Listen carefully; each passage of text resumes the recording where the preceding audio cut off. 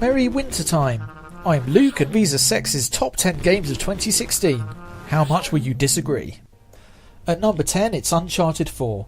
The script was massively disappointing, the weakest by far of the series in every way. It's probably the most gorgeous console game we've ever seen though, and during its best moments it's awesome. With superb set pieces and a fair amount of freedom in how you complete missions, it's a great game. But I think we're all sick of hearing Drake say no, no, no, no, no, no, no, no by now.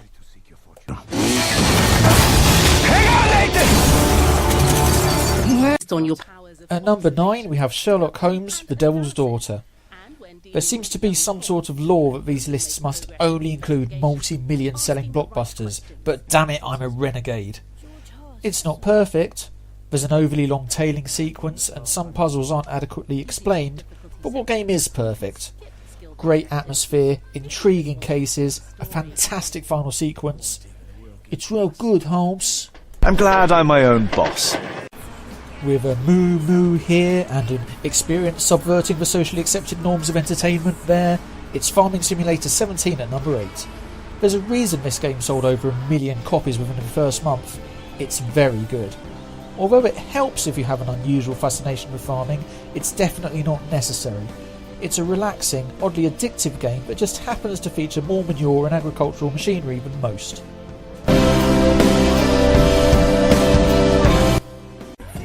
At number 7 we have the balding man going through his midlife crisis, Watch Dogs 2. It's a very good game that has deservedly gained praise from critics and punters alike, but boy, it seems to have been written and designed by middle-aged white men who claim to be down with the kids, whether it was or not. I don't care what you lot say, I really enjoyed the first game and the sequel seems to have only improved on it. Committing federal crimes in San Francisco has never been so much fun. Smashing its way in at number 6 is Titanfall 2. The original online-only game was fantastic, but the community drifted away with baffling speed. Fed up with Call of Duty copying its jetpacks and wall running, EA released this much-loved sequel that brings with it an offline campaign but keeps throwing new ideas into the mix, and of course this infuriatingly addictive test run chamber. Most importantly, it still has giant robots. Giant robots, people! Now we're into the top 5 with Pro Evolution Soccer 2017. Okay, it's annoying that they use the word soccer when 99% of the planet calls it football, but don't hold that against it. This year's entry strikes a perfect balance between sim and arcade and plays a damn good game of football. Yes, football. It's a shame most of the teams have silly made up names due to Pro Evo's infamous licensing issues, but that's part of the game's charm. Tries to dink it in.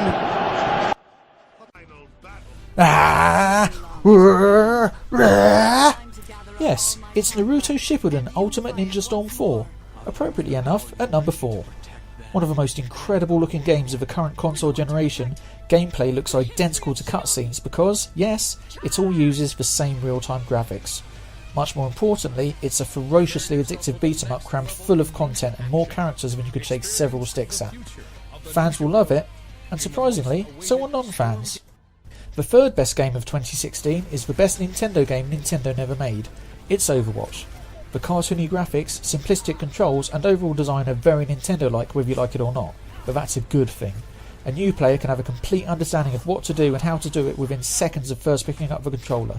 Whether you've been playing for 3 minutes or 300 hours, everybody has access to the same characters, weapons and abilities. But Christ, can Bastion's turret form please be banned from play of the game?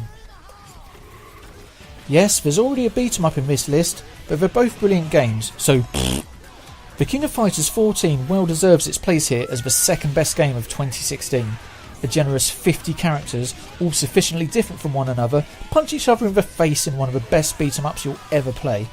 You're definitely going to need to set aside a fair amount of time to learn the strengths and weaknesses of all the fighters, but it's well worth it. So, what game did we put at number 1 for you to shout and scream about? It's Forza Horizon 3.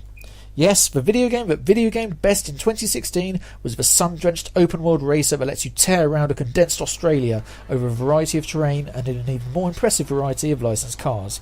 It's a hugely customisable experience. It's bursting at the proverbial seams with content. It has really annoying DJs, but you can turn them off. It's Game of the Year and the best Forza so far. If you agree or disagree, leave a comment. Until next year, bye!